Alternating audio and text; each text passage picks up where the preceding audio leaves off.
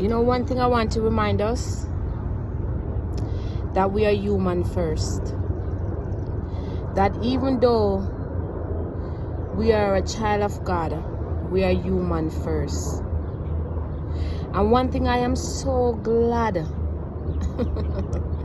I am so glad that the Lord understands our humanity, right? Because He was the one that created us. He understands our humanity. And to make it even more simple to us, fully God, fully man walked this earth. He was fully God, fully man. So don't let anyone take your human card away from you. Don't let anyone do that. If God can accept us in our humanity, in the sense that He loves us regardless, in the sense that He loves us regardless, even with our imperfection, there's nothing that God don't know about you and I. Nothing that we can do will surprise Him. As a child of God, as children of God, should we live and walk right? Yes, we should strive for that. Will we dot all the I's and cross all the T's? No, we won't. There is grace for that. Do we use grace to sin? No. But I'm saying we are human. And I don't know about you, but I know that I live in this world and I'm not of it, but I live in it. And we are not exempt from the pressure, the suffering, the pain, and the tribulation of life.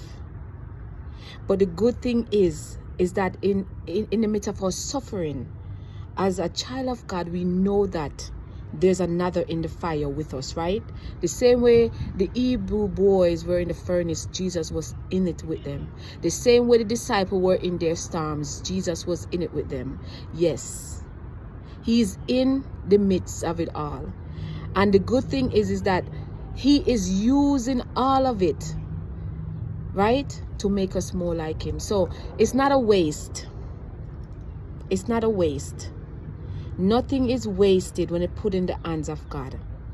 So even our weakness, Paul reminds us that we boast about that, because it's in our weakness that the power of God is made perfect, when we choose to rely upon Him and not choose to turn away from Him because the going get tough.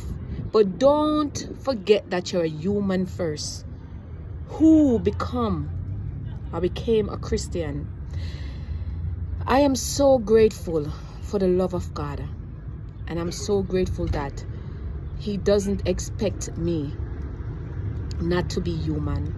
And I'm so grateful that He's the only audience that I'm living to please.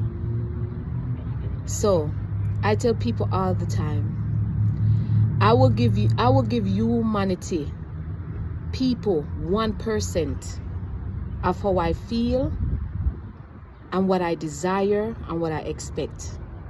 But God, I give the 100, because He's the only one who understands me the way that I need to be understood. He's the only one that is the lover of my soul. He's the only one that can take whatever I have to vent, complain, and talk about. Yes, He understands our humanity.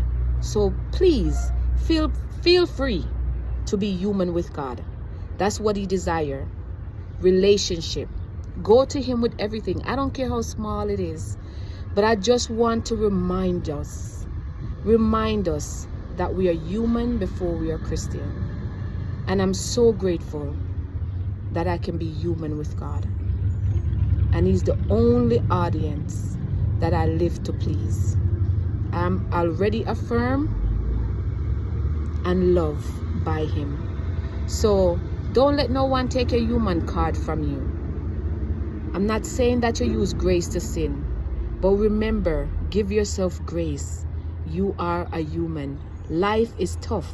None of us is supernatural, even though we have the supernatural living in us, right? He's the treasure. He's the power that is in us. but it doesn't mean that we won't have our moments. So, blessings.